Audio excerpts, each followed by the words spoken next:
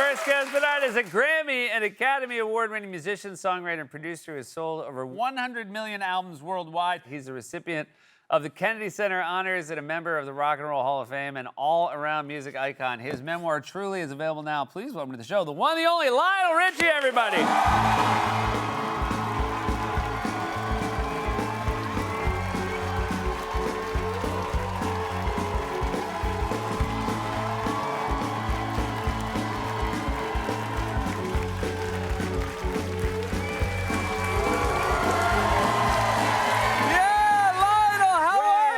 It's only been forever. And it's been forever, but what an honor to see you. Now, a book like this, you've been living an interesting life for a long time, and then you finally decided to put it on the page. Yes. You know what? It was a great idea when it started 2 years ago. A lot of them are. Would you like to really talk about your book? And I said, not really. That was 40. 50, would you like to talk about a book? Not really. 50. 60, and I said, okay, it's time to put out a book. Yeah. Okay, so now you get into the book and you realize, I've got such stories I want to tell, I can't wait to tell them. I got to my 1,000th page of the book. And they said, Mr. Richie, please, no more stories. We don't make books that big. We don't need War and Peace. Okay, so from there, we start editing. Yeah. But I will tell you, Seth, it was the hardest thing in the world because not only do they want to know the good, yeah, they want to know the tragedies and the heartaches. And you got to go back to them. And you got to go back. Yeah. So to relive it again, I'm sitting at a wonderful dinner, and I break out crying, and everyone goes, what's wrong with Lionel? And I'm writing the book. Yeah. And so it's really kind of an up and down roller coaster. Did you ever cry at a dinner because the food was bad and then and then pretend it was because of the book? No. No, wait. You have iconic song titles.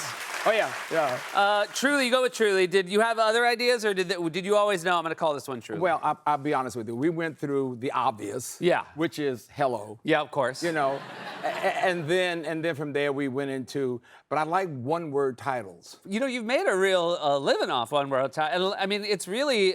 Have you always thought that's the way to go? Well, I love it because it means that it doesn't take long to figure it out. Easy is easy. Yeah. You follow me? Yeah. And then as time goes on, you start with, okay, Stuck on You. We got 2, 3. Yeah. Yeah. All right. But truthfully to me, still, all these kind of songs, still at one point was nah, it didn't work. Yeah. And then finally we said, well, they truly want to know all the, Yeah. They want to know all the stuff. Done. It's a good title, and you come to it naturally. It's fantastic. You talk about your early life, which I think people are always fascinated to hear about. And I, of course, was very taken, and I'm sure a lot of people are taken aback by the fact that you were a shy kid who thought maybe you're going to be a minister instead of the icon you are. I was shy. Yeah. Painfully shy. And at the time, do I want to be a jet pilot? No. Do I want to be some kind of a... No. So a minister was the closest thing until some beautiful lady on the front row of the Commodores playing somewhere said, sing it, baby. And I went back to the minister and I said, I don't think I'm priest material. You got to know that, because I play tennis, so no women are hanging around the tennis court going, hit it, baby, hit it. It's just not going to happen. Now, the Commodores, this is a group of guys, you met them in college. College, yeah. And there's a fantastic story about your early days and your touring around. Was it New York City? Or no, where was it? No, New York, and we had just gotten here to this wonderful city. And we're coming from the South. Yeah. Do we trust everybody? Of course we do. Everybody is an honest soul. Right. And so we decided, where's the safest place to live if you're going to come to New York for the first time? YMCA. Yep. Harlem. Perfect. You got it? Yeah. And so we check in, we walk out, every piece of equipment is gone. And this is your tour van. The tour trailer. Tour trailer and van. Yeah. Okay. So they didn't even have to break into anything. No, nothing. It's gone, and so we, of course, go to the police. Right. And they will help us. and so the police said, listen, what we're going to do is It's all in this block. Just put each one of you on the corner. You'll get it all back. The answer was, that's exactly what happened. But you didn't get it back because people just wanted to give it back to you. No. Of course, these are the guys who stole it. Yeah. Very nice group of people. And so what happened was, this guy walks up to me and says, "Want to buy an organ?" And I said, "Sure." He said, "Give me $100." And I said, "I got 5." He says, "That's good." You know? So we went through the whole thing. We got the horns back. Everything came back between 5 and 10s. By the way, the police told us, put small bills in your pocket. Right. So 5s and 10s, you'll get it all back. Sure enough, we got everything back except my jacket, my white uniform jacket. And then the problem came in. There's a guy who walked into the club with my jacket on. The problem was, the jacket is this. Yeah. And the bouncer said, "Go over and kick his ass. I'll back you." So you got the jacket back? No, I let him have it. I got a lot more to ask you. We'll be right back with more of Lionel Richie. We are back here with Lionel Richie. You talk about a lot of the people you met over your storied career. Michael Jackson, you guys used to open for the Jackson 5. Oh, yeah. And then you and Michael Jackson wrote We Are the World together.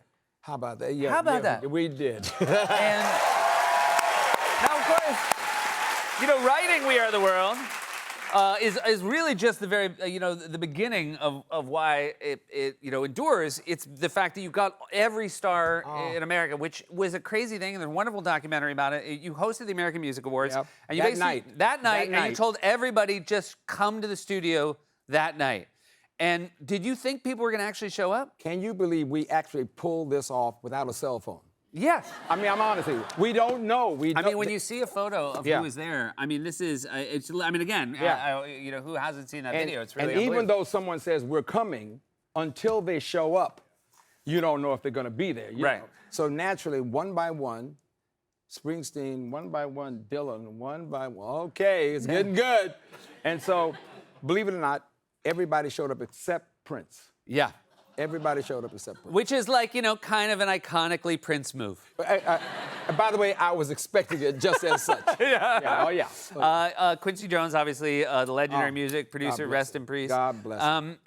You and him would regularly talk at 3 a.m. Now, I'm assuming that's not how early you were waking up. No. Yeah. No. Honestly, we would gossip like 2 women from the last... That was what it was. It wasn't music talk. It was just gossip. No, it's just gossip about the business, about people. Did you hear about this case?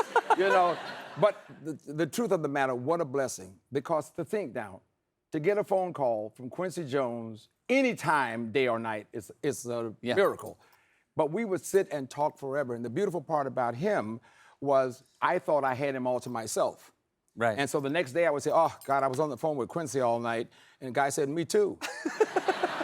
And so I would go, "Wait a minute, how is that possible?" What Quincy would do, he would go, "Hold on for a minute, hold on. He's talking to somebody else." And then he goes, "Okay, what were you saying? Let's get back over here." He's talking to 3 of us at the same time. I mean, by the way, that's the difference between a music producer, right? That he can just hear all those instruments at once to make it work. But I must tell you, he said something to me during the part of We Are the World. I said, "It's absolute mayhem. How in the world do you keep all this together?" He said, I'm an arranger. What does an arranger do? I organize chaos. Yeah. That's what it is. And the drums are playing one thing, the horns are playing something else. And the chaos, I think even as a kid, you would watch it and you'd be like, oh, this makes sense now, but this must have, just watching everybody mill around must have been the craziest feeling in the world. It's also being young and not knowing what disaster looks like. Yeah. You have to just know that we were in trouble. Yeah. But of course we can get out of this. It's no big deal. Speaking about being young and not knowing what you looked like. Uh-oh. Look at you guys. I mean. Oh, yeah, okay. I mean, you guys had a plan. You guys had a plan. Yeah. And each morning I wake up chanting that the hair is still on the head. That's what you have to, The hair's, so you were with the Commodores. Obviously, you met with a lot of success. You talk in the book about the decision to go solo. That's a big deal to go solo. First of all, it was the hardest thing I ever did in my life. I can imagine. Because they were not just the band. Yeah. They were my brothers. And all of the things, I always tell people every day, thank God for the Commodores, because without them, I would never have discovered me. Right. So the whole idea of going out on stage and performing in front of people, being as scared to death as I was, these guys would torment me. For example, the girls screaming on the front row, they go, bend over and kiss the girl on the front row. And my answer to them was, I don't know the girl on the front row. Now, I'm from Alabama. You just don't go kissing the girl on the front row. So they said, Rich, go over and kiss the girl. So I finally got enough guts. I bent over, I kissed the girl, and the whole place started screaming. Yeah. And so then from then on, they said, Richie, stop kissing the girls on the front row and sing the damn song. So it was a lot of learning by trying. A lot of learning. Trial and error. A lot of learning. This is a fantastic photo in the book. So this is Glastonbury, 2015. And you talk about how special it is. And I mean, by the way, you can just tell how excited the fans are. This is my favorite thing is, Where's Waldo? Hello, Lionel Richie. Yeah. What was it like? I mean, again, you've been on stage so much. I imagine it's very rare where you're feeling a different sensation when you're on stage. But this one really stood out for you. First of all, the opening act was the Dalai Lama. It's pretty good. He went out and he did a prayer. They told me it was going to rain. He wanted to do music, but you were like, I think. Thank God. Yeah. Don't sing. Don't sing. Just give me the chance. He was like, I want to kiss the girl in the front row. You're like, no. No. Just imagine 200,000 people, and all of a sudden, there are people with hello written on their things, but one thing caught my eye. There's Lionel Richie nude in a canoe, blow-up doll, drifting back and forth across the thing. And I said, that's impressive. Yeah. Can't go any further. That's how you know you made it. You made That's how you know you made new it. doll and afro going. That's fantastic. Hey, this is an absolute honor. You got to come back again. I want to come back. Thank you for writing the book. Thank you for writing the book. You guys, Lionel Richie truly is fantastic. It's on sale now. So many stories. We'll be right back with Sarah Sherman.